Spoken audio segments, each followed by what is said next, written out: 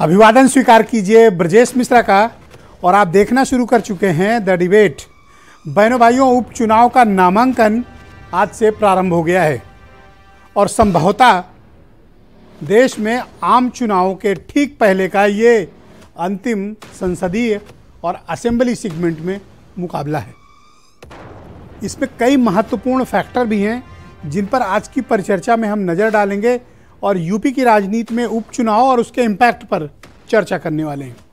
बहनों भाइयों, उपचुनाव का आगाज प्रॉपरली हो गया है और आज से नॉमिनेशंस प्रारंभ हो गए हैं, नामांकन। लेकिन उत्तर प्रदेश का ये उपचुनाव 2024 के चुनाव के पहले का एक बेहद महत्वपूर्ण मुकाबला है और इस बार का चुनाव वर्टिकली डिवाइडेड है। बहनों भाइयों, एक चीज पर आपने जरूर गौर किया होगा और उत्तर प्रदेश की राजनीति को देखिए, जानिए और उससे ज्यादा समझिए और उस पर चिंतन मनन करिए। यूपी की राजनीति वर्टिकली डिवाइडेड है, दो ध्रुवों में बढ़ चुकी है। और यह क्रम कब से शुरू हुआ? 2019 से। उसके बाद से यूपी के परिदृश्य में राजनीति दो ध्रुवों में सिमटने लगी है और इनके बीच का मुकाबला बचा है। ये ध्रुव कौन से हैं? एक एंड पर भारतीय जनता पार्टी खड़ी हुई है, जहां उसके अलाइज के साथ इस ग्रुप का नेतृत्व कौन कर रहा है? भारतीय जनता पार्टी। दूसरे एंड पे कौन है? समाजवादी पार्टी। उसके पास कौन है? उसके अपने अलाइज पार्टनर। कौन? पश्चिम में जयंत चौधरी, पूरब में उनके पास ओम प्रकाश राजभर थे, निकल गए, लेकिन संजय चौहान बाकी हैं। केशव देव मौर्य भी सेंट्रल यूपी से उनसे अलग हुए हैं, लेकिन ये दोनों का अभी स्टेटस क्लियर नहीं। लेकिन आप देखें कि उत्तर प्रदेश में जो राजनीति है उसमें दो महत्वपूर्ण फैक्टर आपको मिलेंगे। दो सर्वाधिक ताकतवर पार्टी और उत्तर प्रदेश में शासन करने वाली पार्टियां इरेलीवेंट हो गई हैं, अप्रासंगिक। ये कौन है? यह है बीएसपी, मायावती की पार्टी। 4 बार उत्तर प्रदेश में मुख्यमंत्री रही और 4 बार उत्तर प्रदेश में हुकूमत करने वाली बहुजन समाज पार्टी इरेलीवेंसी की तरफ बढ़ रही है, अप्रासंगिकता की तरफ बढ़ रही है। वोट शेयर कहां से चला था? 29.8% से 2007 में, और आज 2022 में कहां खड़ी है? 10% वोट शेयर पे। नुकसान कितना? 19% वोट का। यह बिखर गया है। बहुजन समाज पार्टी के पतन की कहानी क्या है? भले ही कोई बीएसपी का नेता स्वीकारे नहीं, हकीकत सामने है। सिर्फ एक मेंबर ऑफ पार्लियामेंट, जिस पार्टी के पास 2007 में 228 एमएलए रहे हों, आज उस पार्टी के पास महज एक एमएलए बचा हुआ है, और वो भी अपनी क्षमता के दम पर जीत कर आने वाला, और वो भी कम मार्जिन से जीतने वाले। बहनों भाइयों, बीएसपी के पतन और भारतीय जनता पार्टी के उत्थान की यह कहानी शोध का विषय हो सकती है। और क्या कारण है कि बहुजन समाज पार्टी अब उपचुनाव में भी दिलचस्पी नहीं रह रही? लेकिन एक आजमगढ़ का मसला है, वो गुड्डू जमाली ने व्यक्तिगत तौर पर चुनाव लड़ा था,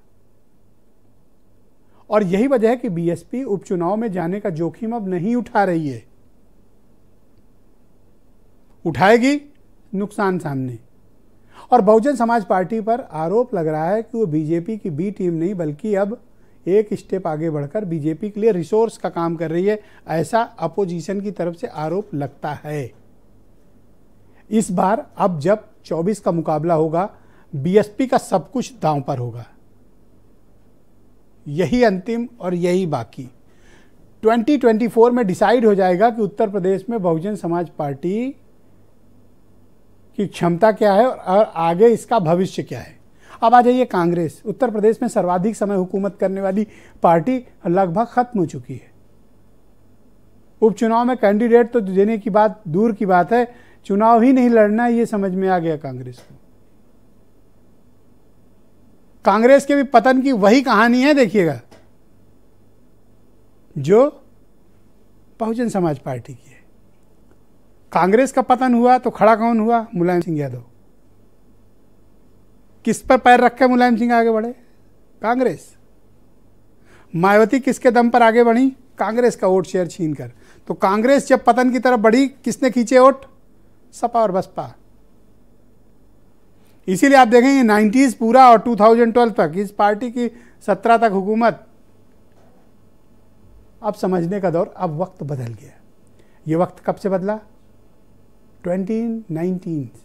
2019 जब सपा बसपा साथ आए, मतदाता को चस्का लग गया वोट डालने का एक तरफ। अब मुकाबले में कौन बचा है? सिर्फ 2 प्लेयर। कोई भी चुनाव हो आप देखिए, only 2, Bharatiya Janata party, Samajwadi party. तीसरे की गुंजाइश यूपी में खत्म होती है, या इनके पीछे अलाइन हो जाइए, इनसे कुछ सीट ले लीजिए जो अलाइंस पार्टनर कर रही हैं। अब मैं बात करूंगा कि इस उपचुनाव में क्या होगा। इस उपचुनाव में भारतीय जनता पार्टी अभी डिंपल यादव के लिए एक ठीक ठाक कैंडिडेट तलाश रही है, ताकि डिंपल यादव को मजबूत मुकाबला दिया जा सके। अब बीजेपी के सामने चैलेंज इस बात का है कि मैनपुरी की सीट वो कैसे जीतेगी, मैनपुरी का मुकाबला वो कैसे करेगी। मैनपुरी बहुत ही प्रतिष्ठापरक सीट है, और अब तो रामपुर खाली हो गया। तो इंटरेस्टिंगली देखिए कि आजमगढ़ और रामपुर पिछली बार खाली हुआ, जीता कौन? बीजेपी। अब मुकाबला होने जा रहा है कहाँ? मैनपुरी, और फिर कहाँ? रामपुर। रामपुर में कहाँ? असेंबली सेगमेंट में। अब मुकाबले में कौन है? फिर से बीजेपी और समाजवादी पार्टी, और वो दोनों देखिए फिर से इरेलीवेंट हैं। मुकाबले में कौन है?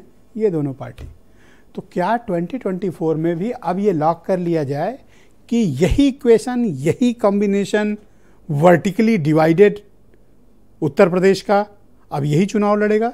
बाकी पार्टियों के लिए स्पेस लगभग खत्म हो गया है। जवाब है हाँ, अभी के लिए। अब 2024 के पहले कोई चमत्कार हो जाए तो अलग बात है, अदरवाइज आज की स्थिति में मुकाबला सिर्फ 2 पार्टियों के बीच सिमटा हुआ है, और यही उत्तर प्रदेश की राजनीति की हकीकत है। और मैं बहनों भाइयों फिर कहता हूँ, शोध होना चाहिए। किस विषय पे? बहुजन समाज पार्टी के पतन, कांग्रेस के पतन, और इनसे मिलने वाले लाभ। और अभी आगे देखते जाइए, ये जो 10% वोट है, इसमें से इंटैक्ट कितने परसेंट वाले रहेंगे? इसमें भी हिस्सेदारी अभी बटेगी। कब? अगले चुनाव में।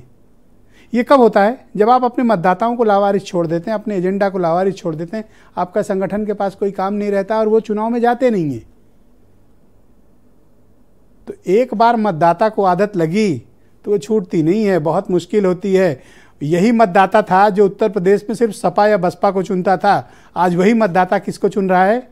भारतीय जनता पार्टी को या फिर समाजवादी पार्टी को। ये अंतर है वोटिंग पैटर्न के बिहेवियर का, और आज हम यही समझने की कोशिश करेंगे। भारतीय जनता पार्टी से हरिश्चंद्र श्रीवास्तव जी मेरे साथ मौजूद है। रामेश्वर पांडे जी बहुत ही जाने माने पत्रकार हैं, सपा समाजवादी पार्टी